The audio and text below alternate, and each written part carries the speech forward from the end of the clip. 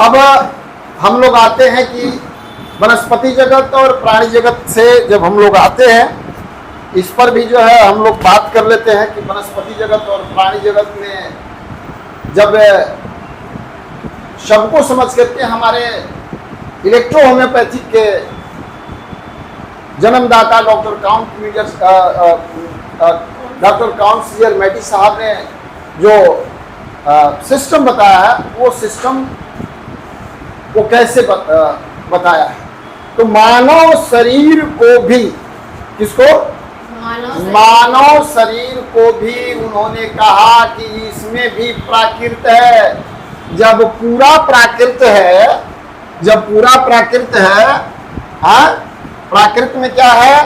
पूरा प्राकृत है। जैसे पेड़ है, पेड़ है तो क्या है? प्राकृत है। पानी है, पानी है ना? Yes sir. तो प्राकृत है। जस्ट लाइक हम लोग ये समझने के लिए प्राकृत में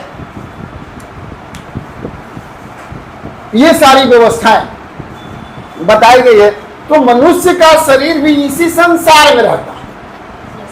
ये संसार जो है प्राकृत से भरा है। संसार,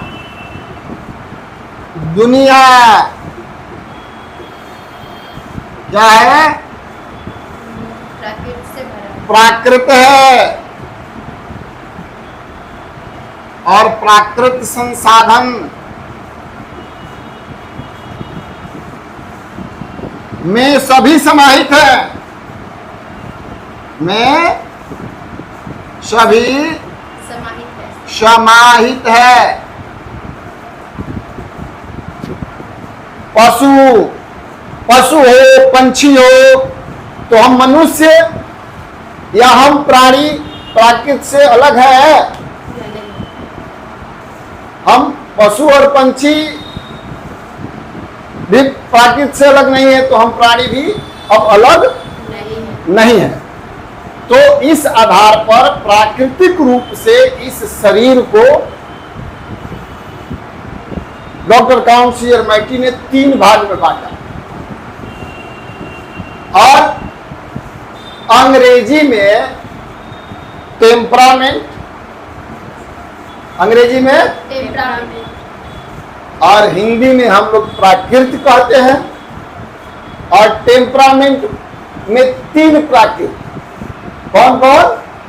तो पहले प्राकृत का नाम है लिम्फेटिक टेम्परामेंट। कौन सा? Lymphatic temperament. ये रस प्राकृत हो गया। कौन सा प्राकृत हुआ? रस प्राकृत। इस शरीर में 90% रस है। तो रस प्राकृत मतलब पानी भरा हुआ है। अब इस पर विशेष चर्चा करेंगे, किस रूप का पानी। जनरल ऐसा नहीं पानी नहीं जो हम लोग खाली पी लेते हैं। शरीर को चलाने के लिए जो लिम्फ है, उसको अभी हम पानी के रूप में समझ ले रहे हैं। और दूसरा नंबर चीज है बिलियस प्राकृत।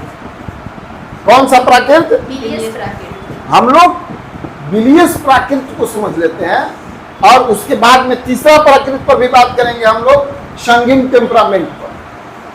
बिलियस टेम्परामेंट, संगीन टेम्परामेंट, और सबसे पहला क्या है? Lymphatic temperament. तो बिलियस में क्या आता है? तो पीत आता है। क्या आता है? पीत आता है। तो पीत प्राकृत जो है, इसके आधार पर भी जो है हमारी चिकित्सा पद्धति काम करती है। पहला प्राकृत क्या है? लिम्फ। दूसरा प्राकृत क्या है? बिलियस। और तीसरा प्राकृत क्या है? संगीन टेम्परामेंट। और ये क्या है? संगीन टेम्परामेंट क्या हुआ? अभी तो पढ़ाया था आप लोगों को ना, कि नहीं पढ़ाया था?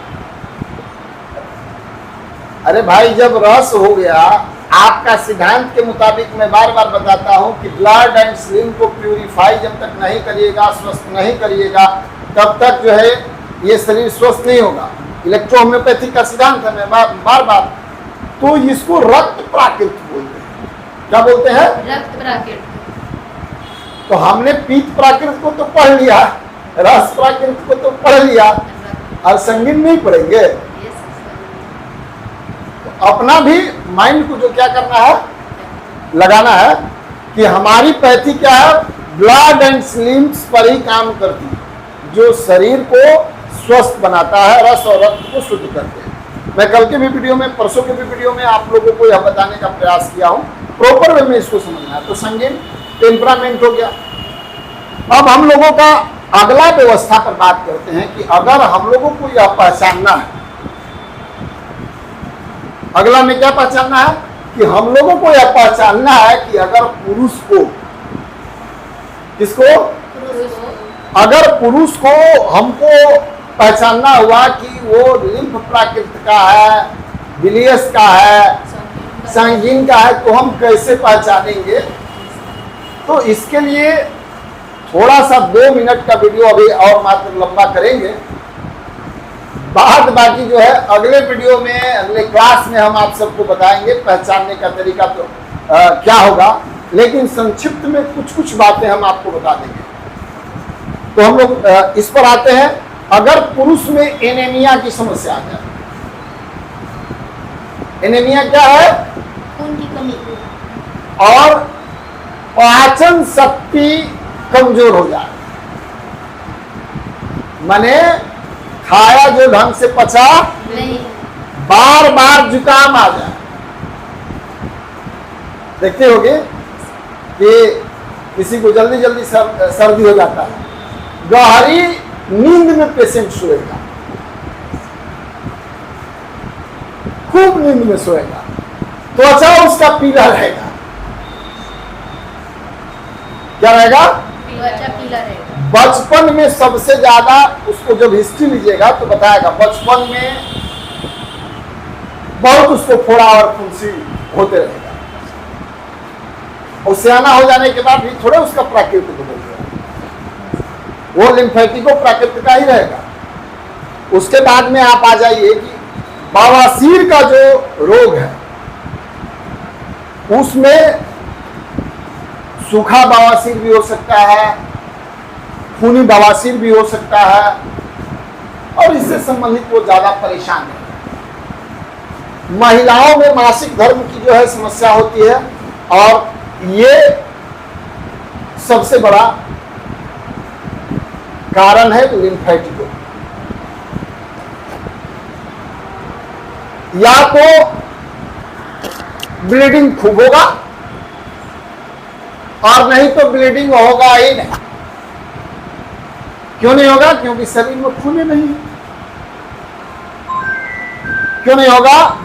खून आ रहा है, क्योंकि उसके शरीर में खून नहीं है। तो अत्यधिक ब्लीडिंग होने की तो कोई संभावना है नहीं। 99% लोगों को ये लीजिए, साउंड डिस्टर्ब कर रहा है। तो 99% लोगों को बवासीर भी अगर होगा तो कैसा बवासीर होगा? मासा वाला, फैस्चुला, सूखा। और वही नहीं, देखिएगा तो गर्मी के दिन में भी चादर टांग के पूरा एकदम गहरा नींद लेता है। क्या करता है?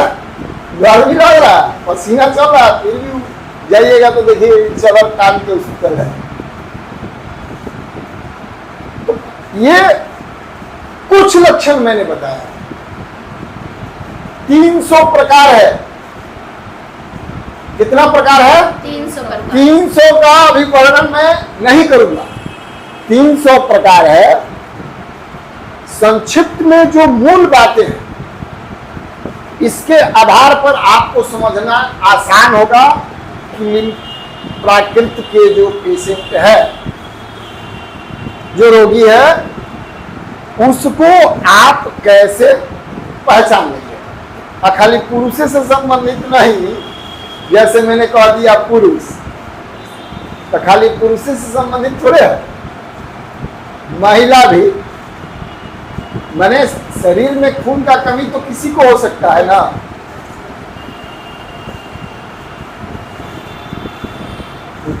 पाचन से संबंधित समस्या तो किसी को हो सकती है। नींद किसी को भी बहुत ज्यादा आएगा, ये सब समस्या रहेगा। तो बच्चों का विकास नहीं होता,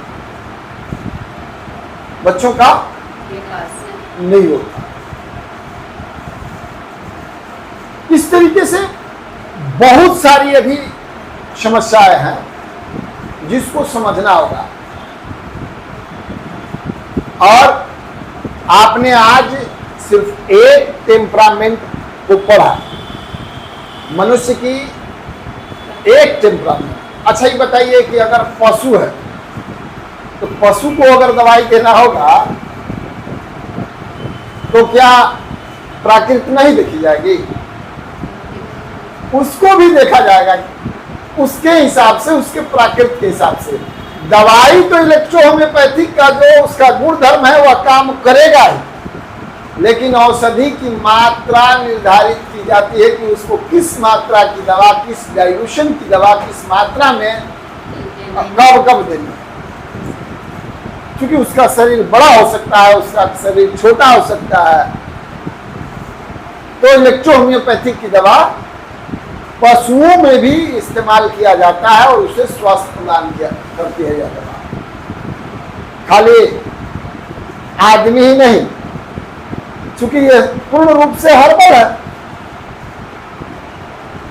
तो अगला हम बिलियस पर बात करेंगे, पीक प्राकृत पर, और उसकी टेम्परामेंट माने जो बिलियस टेम्परामेंट जो पीक प्राकृत है उसके कितने लक्षण हैं, हम 20-22 लक्षण उसका भी बताएंगे आप लोगों को, ताकि आपको यह समझने में आसान हो कि प्राकृतिक को भाई हम कैसे समझें। बहुत सारे लोग गड़बड़ा जाते हैं कि भाई ये टेम्परामेंट कौन समझेगा, पेट में दर्द हुआ तो पेट दर्द का दवाई सीधे उठाइए ना, दे दीजिए।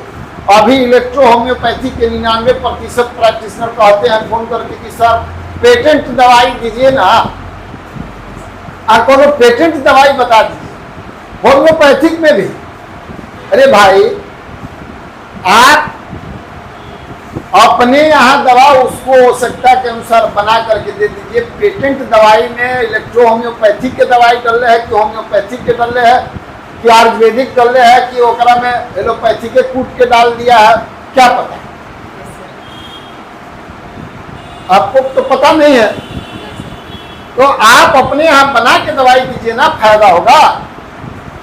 आप अपने यहाँ डाइल्यूशन मंगा करके रखिए, आप अपने यहाँ एमटी मंगा के रखिए, आप अपने यहाँ जिस डाइल्यूशन में आप प्रैक्टिस करते हैं। अब हर चिकित्सकों को कम से कम 3-4 को वैरायटी का तो दवा रखना चाहिए। एमटी रखनी चाहिए, मदर टिंचर जिसको बोलते हैं, और उसके बाद में 1, 3, 6, 12 और 30 कम से कम इतना डाइल्यूशन आपको प्रोफेशनल इलेक्ट्रो होम्योपैथिक फार्मेसी से मंगा कर रखनी है। इन अजय अपने यूट्यूब देख करके हमार बना रहे हैं दवाई, फार्मेसी आपका सक्सेस नहीं होगा। अब दवाई है कैसे थोड़ा बहुत काम करेगा, लेकिन जितना तीव्रता के साथ मेडिसिन को काम करना चाहिए, तेजी के साथ, जिस सुरक्षा के साथ वह मेडिसिन काम नहीं करता है। इसलिए दवा आप अपने यहाँ बनाने का प्रयास ना करें। अगर दवा बनाना है तो दवा बनाने की प्रक्रिया सीखिए, उसके लिए 4 साल का कोर्स है फार्मेसी का हम लोगों के यहाँ, और हम लोग फार्मेसी सिखाते हैं। ना तो यूट्यूब देख करके और खाली यूट्यूब देख करके आप दवाई बनाना शुरू कर दीजिएगा। तो हम बहुत सारे चिकित्सकों को देखे हैं, ये भी कहते हो कि दवाइयाँ फायदे नहीं करता है, लगता है कि पनिये दे दिया है, लगता है कि खाली स्पीटवे दे दिया है। जबकि इलेक्ट्रो होम्योपैथिक की दवा जो भी होती है वो शुद्ध डिस्टिल वाटर में बनता है, उसमें सिर्फ पानी का टेस्ट आता है। जैसे जैसे डाइल्यूशन उसका बढ़ते जाएगा, स्वाद उसका चूंकि जल में समाहित होगा, उसकी हीलिंग पावर बढ़ानी है तो स्वाभाविक बात है कि पानी का टेस्ट ही लेना पड़ेगा। ये तो पानी में ही बना हुआ दवा है। अब पानी में मैंने घरे पिए वाला पानी नहीं, डिस्टिल वाटर, जिसको अशुद्ध जल बोलते हैं। तो ये मैं बार बार कहता हूं, हर क्लास में कहता हूं कि आप जो भी मेडिसिन प्रयोग करें, अच्छे फार्मेसी करने वाली जो कंपनी विश्वसनीय है, उनके यहां से आप दवा मंगाएं और मंगा करके आप प्रैक्टिस करें, आप सफल चिकित्सक बनेंगे। बाद बाकी अभी सफल चिकित्सक का 21 गो गुण है। एक गुण का अभी आज वर्णन किया है और उस वर्णन के तहत टेम्परामेंट में प्रवेश करके टेम्परामेंट का पहला चैप्टर लिम्फेटिको, जो लिम्फ प्यूरिफायर, लिम्फ टेम्परामेंट पर मैंने बात करके और उसके लक्षण और उसको चिन्हित करने का, पहचानने का जो है कुछ मैं आपको बीमारी पहचानने का तरीका बताया हूं। और बाद बाकी हम मिलते हैं अगले क्लास में, अगले वीडियो में। तब तक के लिए आप सबको बहुत बहुत धन्यवाद। आपके उज्जवल भविष्य की कामना करते हुए आप अच्छे कुशल चिकित्सक बनेंगे। आप वीडियो को कभी भी स्किप करके नहीं देखिए, एक एक शब्द को जो है सुनिए, समझिए और अच्छा कुशल चिकित्सक बनिए। जय हिंद, जय भारत।